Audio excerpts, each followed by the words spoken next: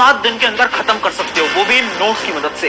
ये केवल नोट्स नहीं है, इन नोट्स के अंदर तुम्हें मिल जाते हैं इंपॉर्टेंट क्वेश्चंस, और उसके साथ साथ कुछ ऐसी चीट शीट मिलेगी इन नोट्स के अंदर जिससे कि क्लास 10 की इंग्लिश के अंदर तुम्हारा एक नंबर नहीं कटेगा।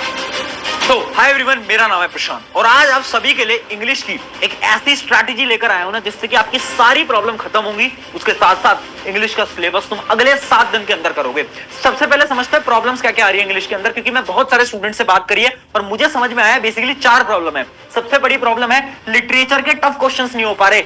समरी वीडियोस तो देख ली है, बट ये समझ नहीं आ रहा है कि लिटरेचर के जो टफ क्वेश्चन आ रहे हैं, एक्सट्रैक्ट बेस्ड क्वेश्चंस आ रहे हैं, इनको कैसे करना है। उसके अलावा ग्रामर कहां से करें, ग्रामर का तो कुछ पता नहीं है। उसके अलावा रीडिंग और राइटिंग सेक्शन के लिए कोई ट्रिक होती है क्या, कोई ऐसा चमत्कार है क्या जिसकी मदद से हम कम प्रैक्टिस से कम टाइम से अच्छे मार्क्स ले आएंगे, तो वो ट्रिक भी आज मैं देने वाला हूं। उसके साथ साथ लिखने का सही तरीका क्या है। इंग्लिश में आपने देखा होगा बहुत सारे बच्चों के नंबर कट जाते हैं, क्यों? क्योंकि इन्हें लिखने का सही तरीका नहीं आता। वही तरीका आज मैं आपको बता दूंगा। कुछ ऐसे नोट्स, कुछ ऐसे कीवर्ड्स, इतनी सारी चीजें बनाकर लेकर आया हूं ना। पूरी टीम ने बहुत मेहनत करी है ये सारी चीजें बनाने के लिए और आज मैं लेकर आ गया हूं। आई होप इससे आपके इंग्लिश के पेपर में बहुत मदद होगी। एक एक करके स्टार्ट करते हैं। सबसे पहले स्टार्ट करते हैं आपकी लिटरेचर स्ट्रैटेजी। देखो, सबसे पहले लिटरेचर बहुत इंपॉर्टेंट पोर्शन है, सबको पता है। अब यहां पर समझना लिटरेचर पढ़नी कैसी है। एक सिंपल सा रूल अपने दिमाग के अंदर फ्लो करो। क्या? सबसे पहले उठाओ समरी वीडियो। समरी वीडियोस क्या होती हैं? ये वो वीडियोस होती हैं जो कि तुम्हें YouTube पे मिलेंगी। आप देख सकते हो कि पूरा जो आपका चैप्टर होता है ना इंग्लिश के अंदर, उसकी पूरी समरी एक वीडियो में आपको मिल जाती है। 15-20 या फिर आधे घंटे की बड़ी आसान सी वीडियो होती है, वो आपको देखना है। अब देखने से काम खत्म नहीं होगा। बहुत सारे बच्चे गलती क्या कर रहे हैं, बस समरी वीडियो देख रहे हैं और क्वेश्चन प्रैक्टिस कर रहे हैं। वो नहीं करना है हमें। उसके बाद करने हैं नोट्स। अब नोट्स कौन देगा? मैं तुम्हें नोट्स दूंगा। नोट्स के अंदर तुम्हें क्या क्या मिलेगा? नोट्स के अंदर तुम्हें समरी तो मिलेगी, रिटर्न समरी। उसके साथ साथ तुम्हें उसके अंदर मिलेंगे एक्सट्रैक्ट बेस्ड क्वेश्चंस। उसके साथ साथ आजकल तुमने देखा होगा बोर्ड एग्जाम ना कैरेक्टर स्केच पूछ रहा है ना। बहुत सारे कैरेक्टर होते हैं ना तुम्हारी कहानियों के अंदर, उसके कैरेक्टर स्केच पूछ रहा है, तो वो कैरेक्टर स्केच के भी सवाल में लेकर आ गया हूं, है ना। तो आपकी जो दोनों बुक्स हैं उन दोनों के मैं नोट्स आपके लिए लेकर आया हूं। पहली जो आपकी बुक है वो है फर्स्ट फ्लाइट, इसके भी पूरे नोट्स हैं। उसके अलावा जो आपकी दूसरी बुक है फुटप्रिंट विदाउट फीट, इसके भी पूरे नोट्स हैं। दोनों के बना दिए हैं। अब तुम्हें लग रहा होगा भैया ये कैसे नोट्स है, इंग्लिश में कौन नोट्स पढ़ता है? मैं बोल रहा हूं पिछले साल भी ऐसे कुछ नोट्स दिए थे, बच्चों की मदद हुई थी। समझना, इन नोट्स की मैं थोड़ी सी झलकियां दिखा देता हूं कि नोट्स आखिर दिख कैसे रहे हैं। बहुत प्यार से, बहुत मेहनत से बनाया है यार, है ना। अगर मैं बात करूं फुटप्रिंट विदाउट फीट की, तो इसके अंदर आप देख सकते हो पहले इंडेक्स वगैरह आपको दिख जाएगा। उसके अलावा अब आप देखो फ्लो क्या है नोट्स के अंदर। सबसे पहले हमने क्या पढ़ा है, पूरा का पूरा जो स्टोरी है ना, वो स्टोरी लाइन हमने पूरी की पूरी लिख दी है। अब आपको वापस से अपनी जो किताबें है ना जिनके अंदर इतनी मुश्किल इंग्लिश है, वो पढ़ने की जरूरत नहीं है। अब आसान इंग्लिश से पूरी की पूरी स्टोरी समझ सकते हो, बट उससे पहले आपको एक बार वीडियो लेक्चर देखना पड़ेगा, ठीक है। उसके बाद क्या है, हमने डाल दिए हैं एक्सट्रैक्ट बेस्ड क्वेश्चन। देखो, एक्सट्रैक्ट बेस्ड क्वेश्चन डाले हैं जो कि आपके पेपर के अंदर आजकल बहुत बार पूछे जाते हैं, तो पूरे के पूरे मोस्ट इंपोर्टेंट क्वेश्चन डाल दिए। उसके अलावा टॉप 10 PYQs, देखो ये कुछ वो प्रीवियस ईयर के रिपीटेड क्वेश्चन है जो कि बार बार पूछे जाते हैं, तो वो भी डाल दिए। ये सारी चीजें मिल रही हैं आपको इसके अंदर। तो इस प्रकार से हमने करा है सारे चैप्टर्स के लिए। ये तो आपकी एक बुक है, एक बुक नहीं, और भी जो दूसरी बुक है उसका भी हमने कर रखा है। जो आपकी फर्स्ट फ्लाइट है उसके लिए भी हमने बना रखा है। तो दोनों बुक के लिए ये सेम चीज बन चुकी है। इन नोट्स के अंदर आपको क्या करना है, आपने वीडियो देखी, वीडियो के बाद आपको क्या करना है, यहां से समरी पढ़नी है फटाफट से। फिर कैरेक्टर स्केच वाले जो क्वेश्चन है वो करने हैं। यहां पर हमने देखो कैरेक्टर्स लिख भी रखे हैं, जो कैरेक्टर्स है ना वो हमने यहां पर लिख भी रखे हैं, जैसे कि हरी सिंह, अनिल, यहां पर कैरेक्टर है ना, कैसे है वो, उनका पूरा थीम हमने लिख रखा है ना। तो सारी चीजें। उसके अलावा लास्ट में मॉरल ऑफ द स्टोरी भी लिखी है, क्योंकि बार बार पेपर के अंदर मॉरल पूछता है, इनडायरेक्टली पूछता है बट पूछता बहुत बार है, तो यहां मॉरल भी लिख दिया है। बहुत मेहनत करी है यार ये बनवाने में, एंड मतलब ये फ्री में दे रहे हैं सबको, सबको फ्री में। अपने दोस्तों के साथ शेयर कर देना डिस्क्रिप्शन में। बट अभी वीडियो पूरी नहीं हुई है क्योंकि बहुत और भी चीजें हैं, सिर्फ इतना नहीं है। तुम्हें लग रहा है कि अच्छा इतना बनवाए, नहीं, प्रशांत भैया आए हैं यानी बहुत कुछ लेकर आए होंगे। तो ये तो होगी नोट्स की बात। आई होप नोट्स का आपको सारी चीजें क्लियर हो गया होगा। अब वापस से आते हैं। अब देखो भाई प्रॉब्लम क्या है ना, अगली प्रॉब्लम ये है कि भैया लिटरेचर में सब कुछ पढ़ लेते हैं, ठीक है, आपके नोट्स भी पढ़ लिए, क्वेश्चन भी अटेम्प्ट कर लिए, बट लिखने का तरीका क्या है वो कैसे सीखें।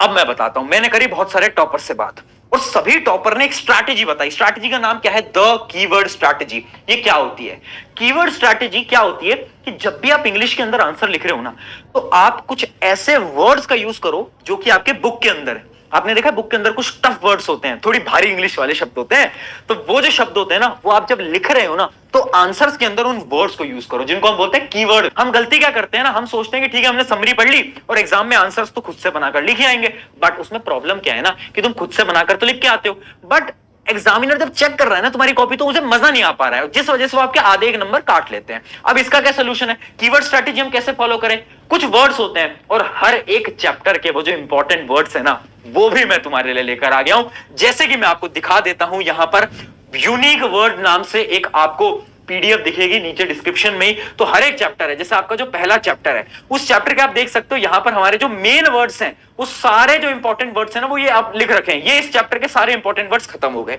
ठीक है। उसी प्रकार से हमने अगले चैप्टर के भी लिख रखे हैं, तो ऐसा आपको सारे चैप्टर्स के अलग अलग वर्ड्स मिल जाएंगे। अब इन वर्ड्स का सिर्फ ये मतलब नहीं है कि आप इनको याद करो, नहीं, याद नहीं करना, इनको एक बार रीड करना है। क्यों? बहुत बार ना आजकल पेपर के अंदर ना वर्ड्स दे देते हैं और उनकी मीनिंग पूछ लेते हैं। आपको मीनिंग पता होनी चाहिए ना, तो एटलीस्ट एक एक बार, जैसे एम्प्लॉयर, ग्रंटिंग, ये सब क्या होते हैं, एटलीस्ट एक बार तुम्हें वर्ड पता होने चाहिए। ये सारे वर्ड तुम्हारी एनसीईआरटी के अंदर है, ये सब वर्ड के एक एक बार तुम्हें मतलब पता होने चाहिए। तो यूनिक वर्ड्स भी मैं लेकर आया हूं, तो क्या करना है, यूनिक वर्ड्स एक बार देख लेना। कभी कभार सवाल आ जाता है, नहीं आता तो तुम वर्ड्स से आंसर लिख सकते हो। जब आंसर में इन वर्ड्स को यूज करोगे ना, तो टीचर को मजा आ जाएगा और इंग्लिश के अंदर नंबर तो नहीं कटने वाले। तो लिटरेचर तो पूरी सॉर्ट हो गई, नोट्स भी हो गए, क्वेश्चन भी हो गए, कीवर्ड्स भी हो गए, सब सॉर्ट हो गया है, हर एक चीज। आई होप यहां तक आपकी इंग्लिश में मदद होगी है ना। अब बढ़ते हैं अगली चीज के ऊपर, जो कि है राइटिंग। राइटिंग पोर्शन एक ऐसी चीज है ना जहां पर तुम्हारे नंबर कट सकते हैं। क्यों?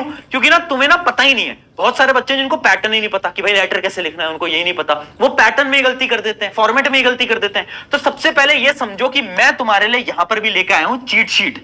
देखो, तुम YouTube पे भी वीडियो देख सकते हो कि इंग्लिश की राइटिंग सेक्शन का जो लेटर है वो कैसे लिखते हैं, ये सब लिख सकते हो, बट मैं तुम्हारे काम को आसान कर देता हूं यार, है ना। मैं तो हूं ही तुम्हारे काम को आसान करने के लिए। तो मैं एक आपको चीट शीट दिखाता हूं, चीट शीट होती क्या है। ये रही आपकी चीट शीट, जो कि है आपकी किसकी, राइटिंग सेक्शन की। जैसे सबसे पहले बात करते हैं फॉर्मल लेटर।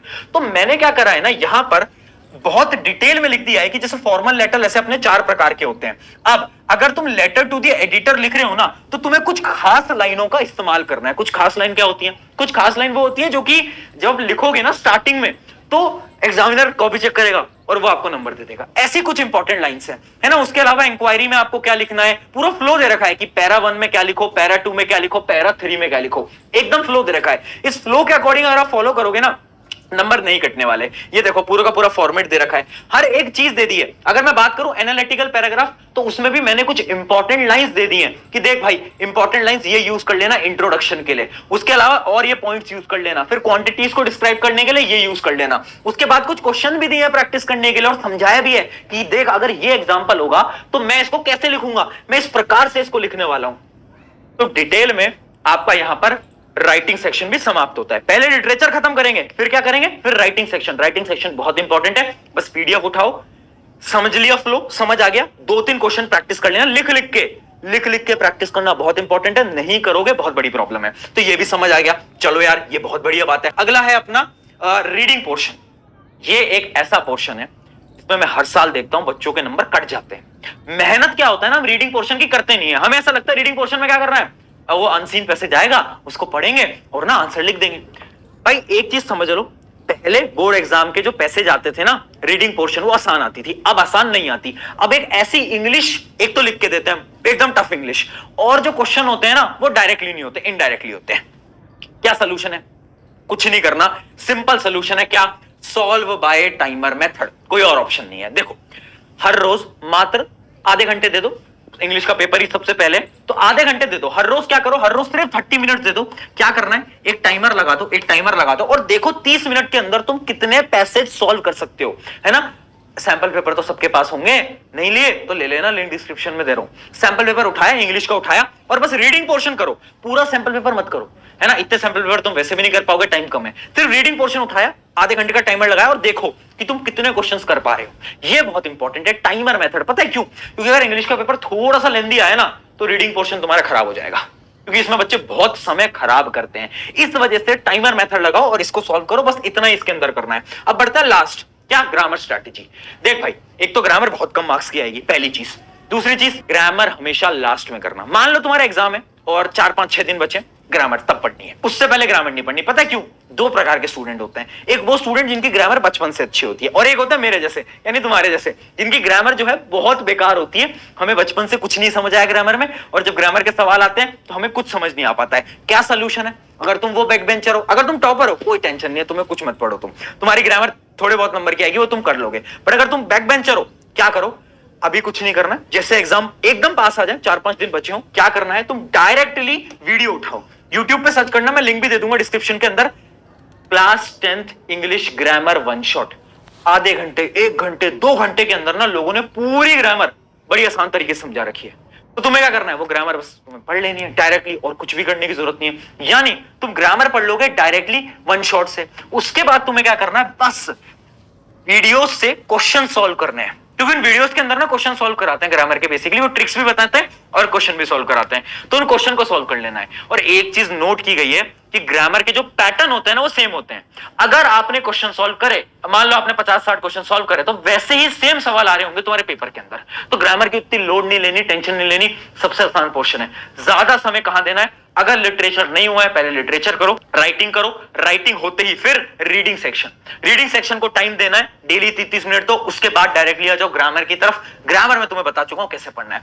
ये आपका पूरा का पूरा फ्लो था। नोट्स दे दिए, इंपॉर्टेंट टॉपिक, क्वेश्चन सब दे दिए, है ना। उसके अलावा यूनिक वर्ड्स दे दिए कि आंसर लिखना कैसे, उन वर्ड्स के मीनिंग तुम्हें पता होनी चाहिए, बस एक बार रीड कर लेना, ठीक है। इतना कुछ कर रहा हूं यार, एक कमेंट कर देना आज, इंग्लिश फोड़ेंगे, ये कमेंट चाहिए आज मुझे। क्यों? क्योंकि जब हमारी टीम इतना जज्बे जुनून से मेहनत कर सकती है, आई वांट कि यार तुम्हारे एग्जाम अच्छे जाएं, है ना, क्योंकि एंड गोल मेरा भी वो है। और देख यार, मुझे तुझ पे विश्वास है, मुझे पता है तू कर सकता है, तू कर सकती है, खुद पे भरोसा मत खो, अभी बहुत समय हो जाएगा, रियलिटी में हो जाएगा। लोगों ने पिछले साल भी करा, तुम करोगे, तुम कर सकते हो। ऑन दिस नोट, शुक्रिया एवरीवन, मेरा नाम है प्रशांत। जाओ फटाफट से जाकर पढ़ाई करो। अब नोट्स डिस्क्रिप्शन में डाउनलोड कर लेना, अपने दोस्तों को शेयर कर देना। बाय।